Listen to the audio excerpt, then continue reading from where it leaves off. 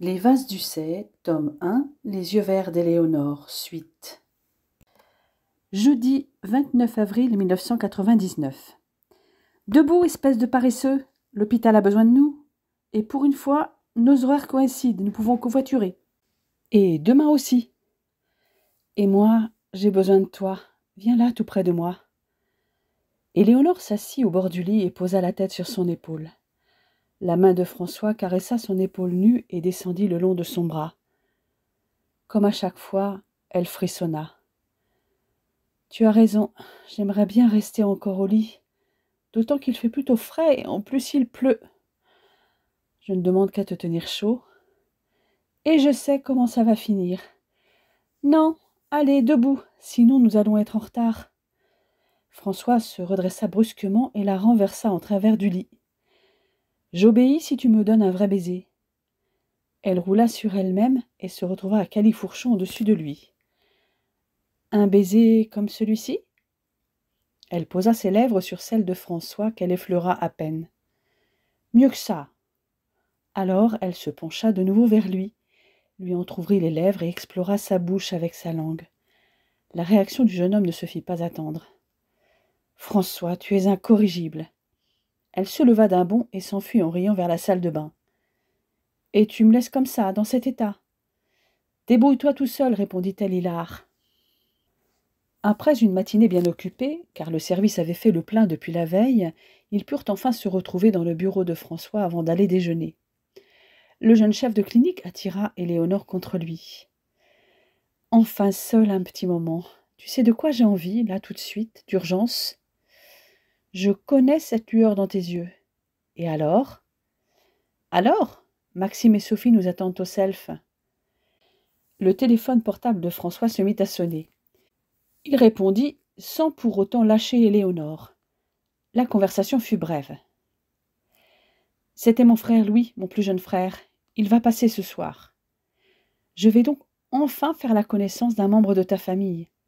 Oui, l'artiste de la famille, il est musicien. » « Génial, je n'ai donc pas à m'inquiéter, nous aurons au moins un sujet de conversation commun. Ne t'inquiète pas, je suis sûre que tu vas lui plaire. Mais ce n'est pas tout. Ah, mes parents nous attendent pour dîner demain soir. La famille au complet sera là puisque mes 3 frères seront là aussi pour faire ta connaissance. Mais Louis, lui, n'a apparemment pas pu attendre vendredi pour te voir. Tu me mets la pression, là. J'espère que je ne vais pas les décevoir. Impossible. Ce que je crains le plus, c'est de ne pas plaire à ta mère. Une mamma italienne en plus, à qui je vais enlever son fils aîné. Ça fait un moment que j'ai quitté le cocon familial. Je suis sûre qu'elle va t'aimer comme sa propre fille. Je l'espère. En tout cas, ce qui m'importe, c'est que toi, tu m'aimes. Et ça, c'est déjà acquis, répondit François en l'embrassant. Mais j'attends toujours mon câlin. Éléonore était blottie contre François dans le canapé. Ils étaient tous deux plongés dans un album photo dans lequel la jeune femme découvrait l'amour de sa vie enfant, ado, puis adulte avec sa famille ou ses amis. « Tu étais vraiment chou, petit, et tu l'es encore, même encore plus. » La sonnette retentit. François répondit sans bouger du canapé. « Entre, Louis, c'est ouvert. » Il daigna enfin se lever afin d'aller au-devant de son petit frère. Ce dernier était un peu plus petit que François, mince, avec des cheveux courts, bruns et des yeux bleu-gris. François, masquant Éléonore, placée juste derrière lui, étreignit brièvement son frère et s'effaça pour présenter la jeune femme. « Louis, je te présente Éléonore. » Celle-ci s'avança, tendant la main à Louis, qui resta hébété, bouche bée. François lui prit l'épaule et le secoua un peu. « Louis, réveille-toi. Je sais qu'elle fait beaucoup d'effet au mec en général, mais remets-toi. » Louis sembla reprendre ses esprits. « Ne me dis pas que ton Éléonore, c'est Éléonore Ducé. »« C'est bien son nom, en tout cas, dit François, surpris par la remarque de son frère. Vous vous connaissez ? » « Non, répondit Éléonore, c'est la première fois que je vois ton frère. »« Effectivement, Éléonore ne me connaît pas, mais moi je la connais.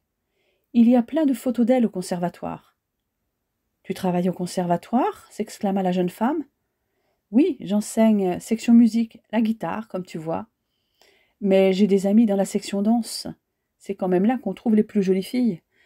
Difficile de passer à côté de la célèbre Éléonore Ducé. Tu as l'air étonné, frérot. Tu ne savais pas que ta nana était une célébrité dans le monde de la danse?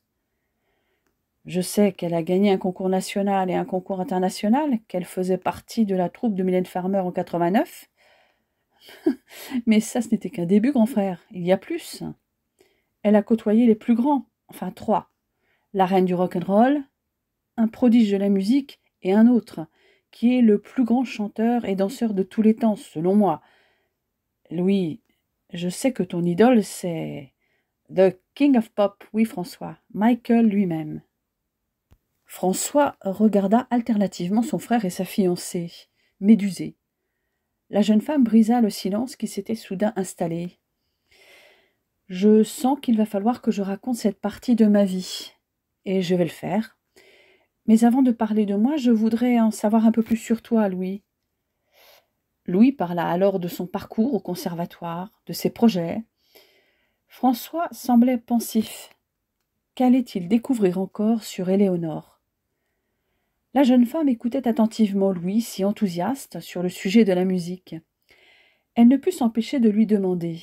« Je vois que tu as amené ta guitare. Je peux ?»« Oui, bien sûr. » Elle sortit l'instrument de son étui et le caressa pensivement. François se souvint de la photo d'Éléonore jouant de la guitare. « Il y a un bon moment que je n'ai pas joué. J'espère que je ne suis pas trop rouillée. Excusez-moi d'avance s'il y a quelques couacs. » Elle plaqua quelques accords et commença à jouer et à chanter.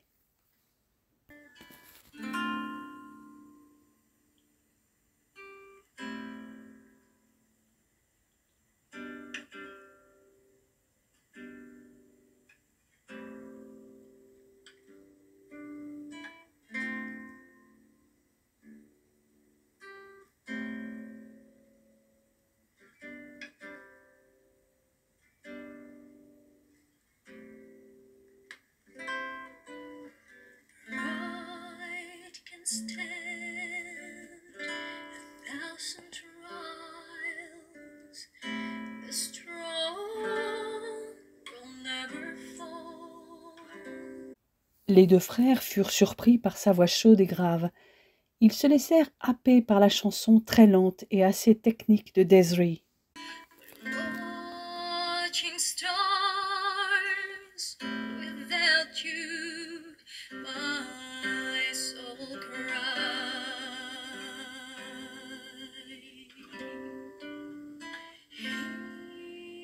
Heaving heart is full of pain.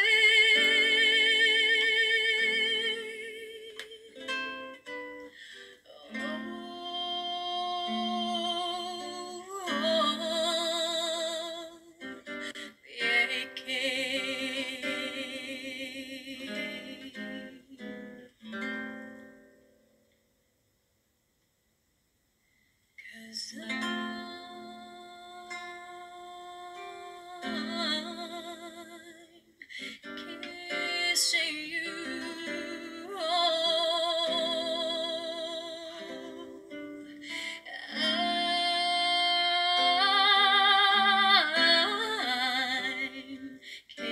kissing you. Le silence persista quelques secondes après qu'Éléonore eut cessé de chanter. Louis fut le premier à parler. « Waouh, c'était vraiment bien. Merci, mais j'étais un peu hésitante au début pour jouer. Je n'avais pas échauffé ma voix, d'où les trop nombreux vibratos. Je peux faire beaucoup mieux. Ça, je n'en doute pas. » Louis se tourna vers François, toujours muet. « C'est la première fois que j'entends chanter Éléonore. J'attends maintenant qu'elle nous raconte son parcours, comme promis, finit-elle par dire. » Éléonore se rapprocha de lui, prit son visage dans ses 2 mains et l'embrassa amoureusement. Elle sentait qu'il avait besoin d'être rassuré. « Et je vais tenir cette promesse. De toute façon, il n'y a absolument rien d'inavouable. » Elle se serra un peu plus contre François. « Donc, Je passe sur les concours car j'en ai gagné beaucoup depuis l'âge de 8 ans en classique, contempo ou modern jazz, en France et à l'étranger, comme le concours international de ballet de Varna en Bulgarie, souvent appelé les Jeux olympiques de la danse, où j'ai eu la médaille d'or en 1988 en catégorie junior, ou le Grand Prix de Lausanne que j'ai remporté en 1989, comme le concours international de Paris. D'où toutes les photos de toi au conservatoire, précisa Louis. En effet, je ne parlerai pas non plus de la tournée Mylène Farmer, puisque François connaît déjà cette partie de ma vie. Cette tournée m'a permis de gagner un peu d'argent. En 89, j'ai aussi fait de la figuration comme danseuse pour le film Dancing Machine avec Alain Delon, Claude Brasseur et Patrick Dupont. Les deux frères se regardèrent, étonnés. Éléonore continua. J'avais toujours comme objectif de devenir infirmière à terme, mais la danse, surtout la danse moderne jazz, est toujours une passion. Pendant mes années de fac, je faisais partie de la même compagnie que Steph, que tu connais maintenant, François. Je faisais déjà quelques duos avec lui. J'ai dansé dans quelques clips, comme celui d'INXS, Suicide Blonde, fait quelques défilés de mode. Je t'en ai d'ailleurs parlé, François. Oui, je me rappelle. Je me souviens surtout d'une certaine robe que tu portais lors d'un de ces défilés, dit-il en lui caressant le bras. Après mon bac, en 89, je me suis inscrite à la fac, en LEA, en parallèle du conservatoire. L'été 1990, j'ai remplacé Anna Ringerberg, une des deux danseuses de Tina Turner, qui s'était blessée pendant sa tournée Foreign Affair, The Farewell Tour, du 26 juin au 2 juillet. J'ai participé aux concerts de Mézières-les-Messes, Versailles, Lausanne, Lugano et Lyon. J'avais été recrutée pour mes compétences de danseuse, mais aussi parce que physiquement, je ressemblais à Anna. Tina m'avait repérée sur des vidéos de concours et aussi dans le clip d'INXS. En plus, le fait que je réside en France a joué en ma faveur puisqu'il fallait remplacer Anna au pied levé dès le concert de Mézières-les-Messes. Son producteur m'a appelé dans la nuit du 24 au 25. C'est vrai que quand on regarde la vidéo de Barcelone, on dirait que c'est toi, intervint Louis. Et Tina, quelle performance! Tina reste mon coup de cœur depuis toutes ces années. À l'époque, elle avait déjà 51 ans, mais cette femme est simplement extraordinaire, une boule d'énergie sur scène, un sourire étonnant. Elle a tellement de charisme, de magnétisme. C'est une perfectionniste, mais en plus, elle est bienveillante, chaleureuse et pleine d'humour. C'est par elle que je suis venue au yoga et à la méditation. Éléonore resta songeuse un moment, puis reprit. À l'issue de ma seconde année de fac, je suis partie aux États-Unis en octobre 1991. Là-bas, j'ai intégré l'Alvin Ailey American Dance Theatre sur la 9e avenue à New York. Waouh, cette compagnie, c'est le rêve de certaines de mes copines du conservatoire, s'exclama Louis. Et crois-moi, c'est un sacré tremplin. Qui dit compagnie, surtout une compagnie renommée comme celle d'Alvin Ailey, dit spectacles et tournées dans tous les États des USA, mais aussi au Canada ou en Europe, et parfois passage à la télé. C'est comme ça que j'ai été repérée. Aussi un peu grâce aux clips tournés auparavant, mais surtout lors d'auditions. J'ai participé au clip Cream de Prince et j'ai été ensuite engagée pour sa tournée, le Diamonds and Pearls Tour d'avril à juillet 1992. Mais avant de partir en tournée, je suis revenue en France parce que j'avais un autre engagement, le temps des JO d'Albertville, pour les cérémonies d'ouverture le 8 février et de fermeture le 23. Tu faisais partie des danseurs de Decoufflé, dit Louis. Si tu veux parler de la compagnie DCA, non, je n'en faisais pas partie. Mais je faisais partie des bénévoles, et comme j'étais déjà danseuse pro à l'époque, j'ai participé à certains tableaux. C'était une expérience inoubliable. Se dire que l'on se produit devant plus de 30 000 personnes auxquelles s'ajoutent 2 milliards devant leur télé, ça fait quelque chose. Et l'univers créé par Philippe Decoufflé, c'était féerique, avec des costumes improbables. Même si je n'avais pas participé comme danseuse bénévole, j'aurais été présente à ces JO.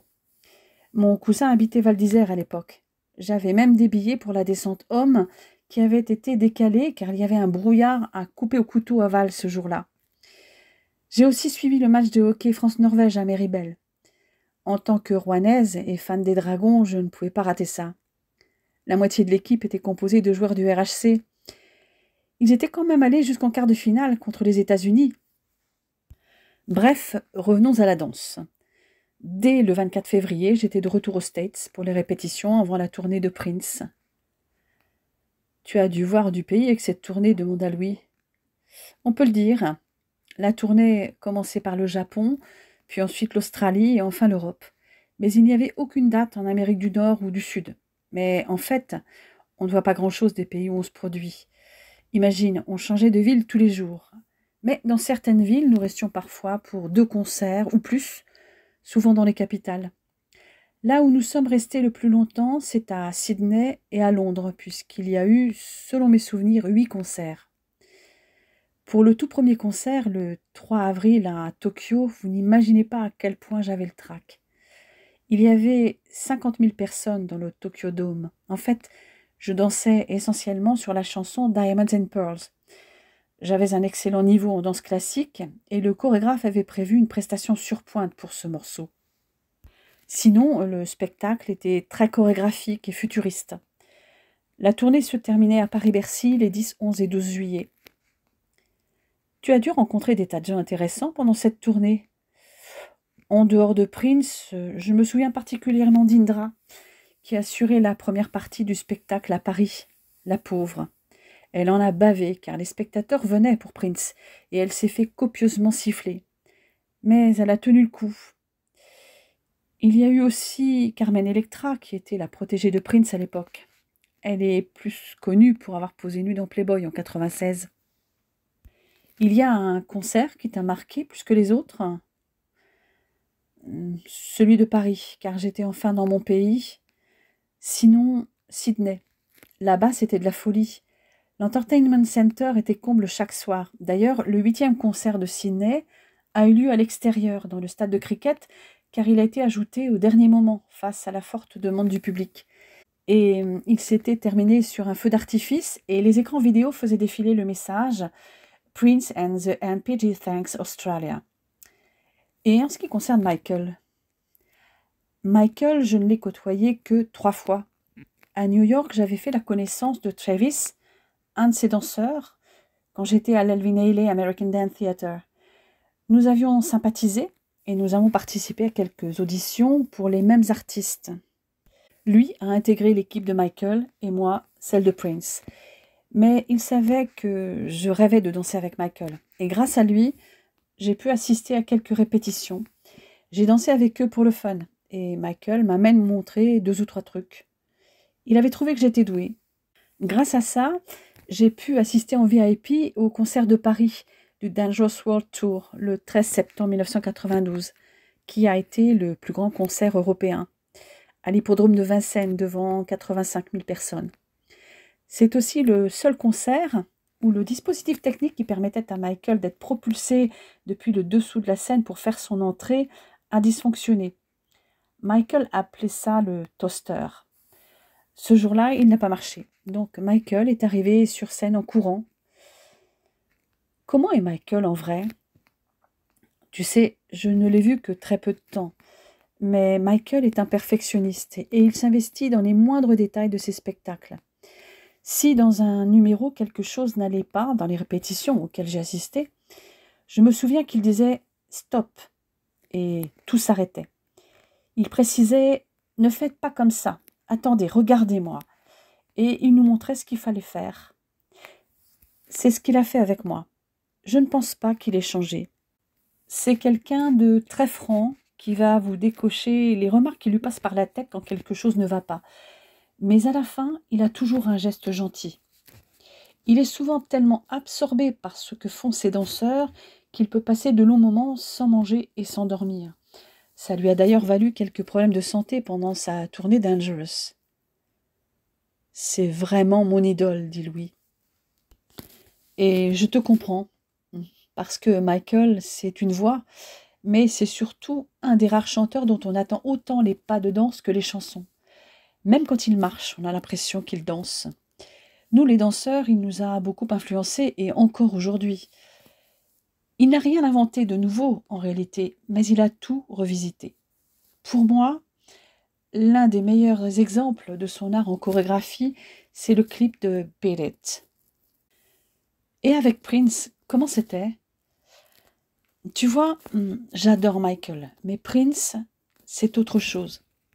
C'est vraiment un prodige, un guitariste de génie.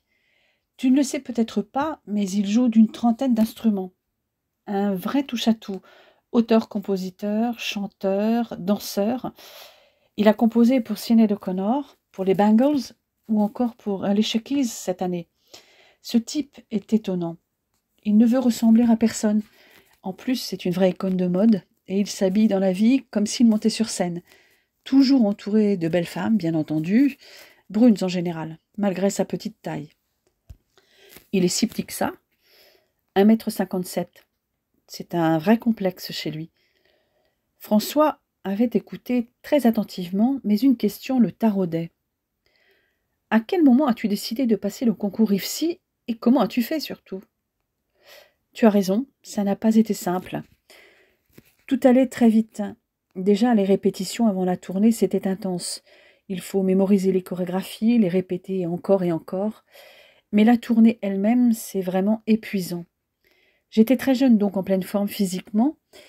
J'étais au taquet. J'essayais de garder la vie la plus saine possible. D'ailleurs, je faisais un peu tâche avec mes séances de yoga, de méditation, mon hygiène alimentaire. Autour de moi, je voyais bien que c'était plutôt sexe, drogue et rock'n'roll. Je me suis alors dit que je pouvais déraper à tout moment dans cette ambiance. J'ai vite pris conscience que je n'étais pas faite pour ce genre de vie. Je m'étais engagée pour une tournée, mais après, stop. Heureusement, l'IFSI du CHU propose 2 rentrées par an, une en septembre, l'autre en février. Je me suis donc inscrite au concours pour une rentrée en février 93. J'ai eu de la chance car les épreuves d'admissibilité à Rouen avaient lieu mi-novembre. Or, le dernier concert européen de Prince était en juillet. Quant à l'épreuve d'admission, elle avait lieu en décembre. J'étais complètement libérée de mes contrats bien avant. Et grâce à ça, j'ai pu croiser ta route, lui susurra François à l'oreille, qui lui mordilla gentiment. Je t'aime, Éléonore Ducé. Avoue que tu avais un peu peur de ce que je pouvais révéler sur ma vie d'avant. Serais-tu un peu jaloux, murmura-t-elle. Je l'avoue. Eh bien, il n'y a aucune raison, dit-elle avant de l'embrasser. Il faut quand même que je te dise que pour continuer à gagner un peu d'argent pendant mes études, j'ai été mannequin pendant un temps, ça je te l'ai dit. J'ai aussi monté des stages et des cours de danse, et j'avais encore tourné 2 derniers clips fin 1992 avec le groupe Take That pour leur reprise de Could It Be Magic et un autre titre de leur premier album, Do What You Like, si mes souvenirs sont bons. Beaucoup d'étudiants font des petits boulots pour arrondir les fins de mois, dit François. Oui, enfin peut-être pas tout à fait ce genre de boulot. Take That, quand même, avec Robbie Williams, quand on voit la carrière qu'il a aujourd'hui, précisa Louis. À cette époque, un des membres du groupe a eu un crush sérieux pour moi à Londres, ajouta Éléonore. Lequel demanda Louis.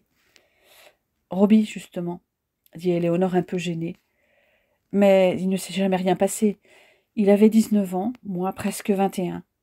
J'éprouvais de la sympathie pour lui, mais contrairement à lui, aucun sentiment amoureux.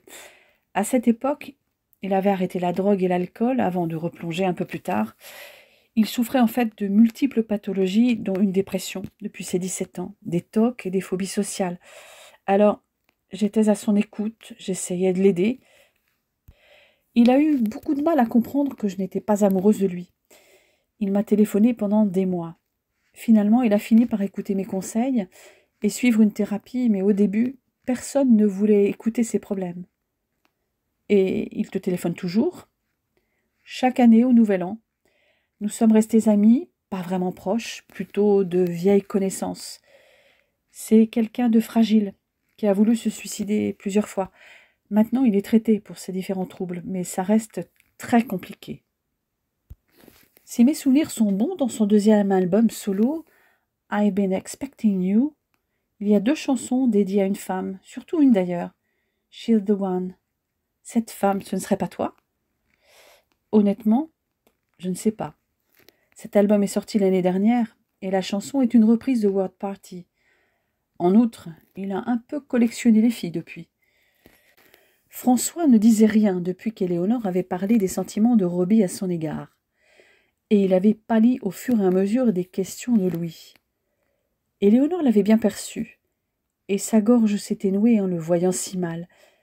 Elle se tourna vers lui, prit son visage entre ses mains et plongea son regard dans ses yeux.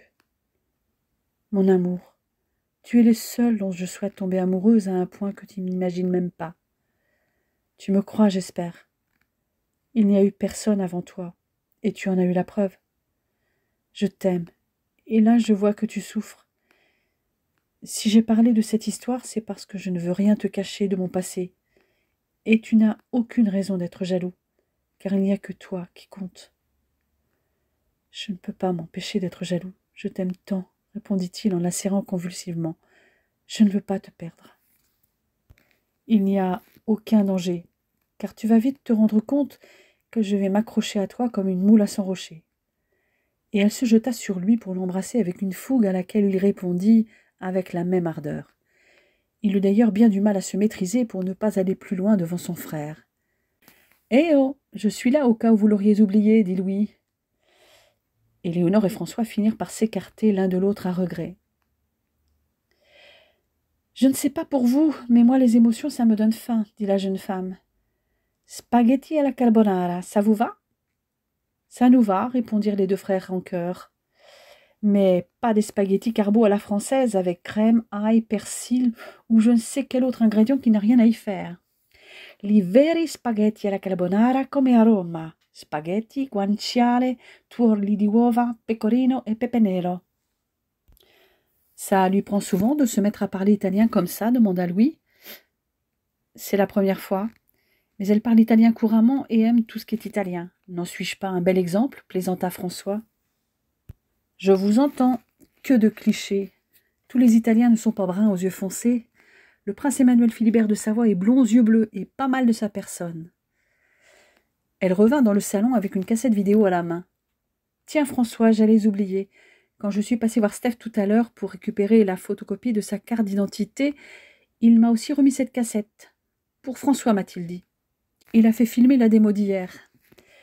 Je retourne dans la cuisine, je vous appelle dès que c'est prêt. »« Je peux voir ?» demanda Louis à son frère. « Quoi ?»« Ben, la cassette. »« Si tu veux, » répondit François un peu gêné. Revoir les images de tout ce qui s'était passé la veille ne laissa pas François indifférent. Et il fut plutôt amusé des réactions de son frère lorsqu'il vit la chorégraphie qu'Éléonore lui avait dédiée. Ils échangèrent à voix basse pour ne pas être entendus de la jeune femme. « Dis donc, François, c'est très sensuel et même hot. Mais c'est magnifique, tout est suggéré. C'est comme si tu étais sur scène avec elle tout au long. Comme si elle te faisait l'amour sur scène, mec, tu te rends compte? D'ailleurs, ça se confirme à la fin quand elle vient te chercher. Elle n'attendait que toi. Difficile de rester de marbre. » « Je n'ai pas pu rester de marbre, et heureusement que la lumière s'est éteinte. »« N'en dis pas plus. »« Je n'en avais pas l'intention. Tout de même, elle est sublime, le rêve de tout homme. »« Oui, mais elle est à moi, rien qu'à moi. »« Elle n'aurait pas une petite sœur par hasard ? » ?»« Non, elle est fille unique. »« Dommage. » Éléonore les interrompit d'un sonore « À table !» Les 2 frères parlaient entre eux. Éléonore parlait peu, ne répondant que brièvement aux questions qui lui étaient posées, mais néanmoins toujours souriante. Elle semblait songeuse. François avait l'intuition que quelque chose n'allait pas. Soudain, une digue sembla se rompre, et elle parla précipitamment, s'adressant surtout à Louis. « Vous savez, vous aviez beau parler tout bas tout à l'heure, mais j'ai l'ouïe fine. C'est vrai, cette chorégraphie est très sensuelle. J'ai voulu exprimer tout ce que je ressentais pour toi, François, et cette chanson s'y prête. Tu vois, Louis, dit-elle, les larmes plein les yeux, c'est vrai aussi que j'ai tendance à perdre le contrôle quand il est près de moi, ou simplement quand il me regarde. Je l'ai aimé au premier regard et je l'aimerai toujours, et ce jusqu'à mon dernier souffle. comme le chant de Klaus Meine. Mais les débuts de notre relation étaient compliqués. Nous nous sommes fait souffrir tous les deux. Et c'est tout cela que j'ai voulu exprimer dans cette chorégraphie. Ses larmes coulaient sans que rien ne puisse les arrêter. Sa voix s'était étranglée au fur et à mesure de sa tirade. Je suis très heureuse que ceux qui m'ont vu la danser aient compris tout cet amour que je ressens, même s'ils n'ont pas perçu la souffrance, dit-elle en souriant tristement. Je n'en éprouve ni honte ni remords. Tu vois, Louis, Michael a dit un jour, quand je danse, je ne pense pas. Penser, c'est la plus grande erreur que puisse faire un danseur. Il faut ressentir les choses. Vous devenez la basse, vous devenez l'orchestre, vous devenez la clarinette, la flûte, la percussion. Alors moi, je suis devenue la voix de Klaus Meine, la basse de Francis Buchholz, la guitare de Matthias Japs, la batterie d'Hermann Rarbel. Je suis devenue le groupe Scorpion. Elle se rapprocha alors de François, se blottit dans ses bras. Et surtout, je suis devenue la chanson You and I. Toi, François, et moi, Éléonore. Et mon corps est le mode d'expression que je maîtrise le mieux. Quand j'ai créé cette variation, j'ai dansé et je n'ai pas pensé. J'ai laissé mon corps exprimer ce que je ressentais à ce moment-là, quand j'ai cru que tout était fini entre nous. Il la sentait tremblante d'émotion tout contre lui. Les larmes coulaient abondantes malgré elle. Rassure-toi, mon amour, ton message est très bien passé. J'y ai perçu tout ton amour, mais aussi la souffrance que tu as pu ressentir à certains moments. Et cela, moi seule pouvais s'en rendre compte, murmura François en resserrant son étreinte. Éléonore se reprit, inspira profondément. Excuse-moi, Louis, je suis parfois à fleur de peau. Cette chanson, cette chorégraphie représente beaucoup pour moi. Elle représente mon histoire avec François et c'est très sensible. Je comprends. Je ne connaissais pas cette citation de Michael. Eh bien, je pense qu'elle peut aussi s'appliquer aux musiciens. Souviens-t'en, et vraiment, je suis désolée.